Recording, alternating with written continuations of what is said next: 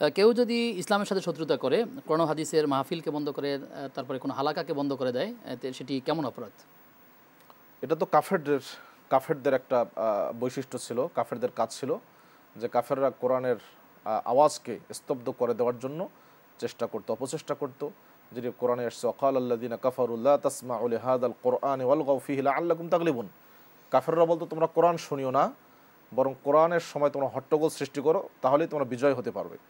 তো এই যে কোরআনকে স্তব্ধ করে দেওয়া, কোরআন বন্ধ করে দেওয়া, কোরআনের কথাকে, সুন্নাহর কথাকে, ইসলামের কথাকে, মাহফিল হালাকা বন্ধ করে দেওয়া, এগুলো কুফরি চরিত্র, কাফেরদের চরিত্র। যদি কেউ ইসলামের সাথে শত্রুতা করে, এগুলো করে, এটা কুফরি কাজ। আর যদি সে কেউ প্রতিহিংসাপরায়ণ কিংবা আর যদি কেউ প্রতিহিংসাপরায়ণ বা ব্যক্তি হাসিলের জন্য যদি করে থাকে, জি হিংসাত্মক হবে, বা কোনো নিজের ব্যক্তি স্বার্থ চরিতার্থ করার জন্য, সেটি কুফরি হবে না, কিন্তু এটা কবিরা গুনাহ হবে। কারণ সে তার ব্যক্তিগত স্বার্থের জন্য ইসলামের উপরে আঘাত করছে, ইসলামের প্রচারে বাধা হয়ে দাঁড়িয়েছে, এটি কুফরি চরিত্র। সে কাফের হবে না, কিন্তু সে এটা বড় কবিরা গুনাহে লিপ্ত হয়ে বসছে। পরবর্তী প্রশ্ন হচ্ছে যে অনেক ইস্তিখারার সালাত একটা আছে, মানুষ যখন কোনো সিদ্ধান্ত নেবে কোনটা করা উচিত এটা বুঝতে পারতেছে না, কিন্তু সেই সালাতটা কিভাবে আদায় করতে হয়, নিয়মটা কি?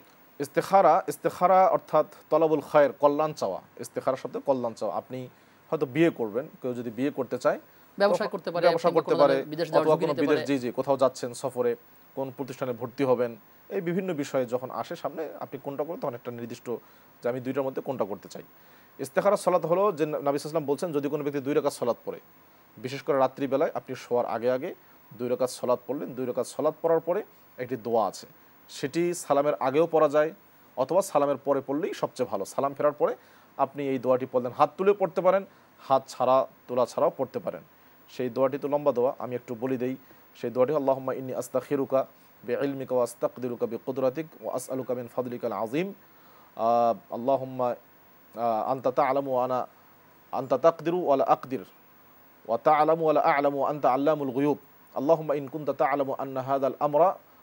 এবার এই দোয়াটা যদি কেউ আসলে পড়তে চায়, তবে এই দোয়াটি জানে না, জি অনেকে জানেন না, তো এই দোয়াটি আপনারা পড়ে নেবেন। এখানে আমি বললে তো অনেকের মুখস্থ করতে পারবেন না, একবার শুনে বিভিন্ন বই, আমাদের ছোট ছোট যে বইগুলো আছে, সেই দোয়ার বইগুলো, সেই দোয়ার বইগুলোতে পড়ে নেবেন, পড়ে নিয়ে আপনারা আমল করলে ইনশাআল্লাহ সেখানে কল্যাণ পাওয়া যাবে, জি আশা করি।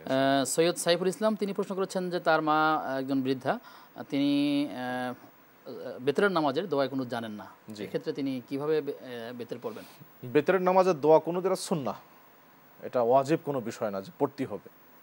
এবং ওলামাদের বক্তব্য হলো বেতরের নামাজের দোয়া মাঝে মধ্যে ছেড়ে দেওয়াটাই সুন্নাহ।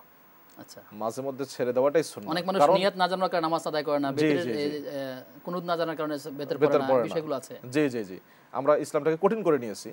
তো আসলে বেতের নামাজে যে দোয়া আমরা করি কুনুত, এটা সুন্নাহ। যদি কেউ মাঝে মধ্যে ছেড়ে দেয়, এটাই ভালো, এটা ওয়াজিব মনে করা যাবে না। যদি কেউ কুনুত পড়তে পারেন না, যে মায়ের কথা বললেন, সালাত হয়ে যাবে, কোনো সমস্যা নেই। আর এই বয়সে যদি তার শেখা কষ্ট হয়ে যায়, তিনি চেষ্টা করবেন শেখার জন্য। যদি একান্ত শিখতে নাই পারেন, তারপরে তার সালাত হয়ে যাবে ইনশাআল্লাহ।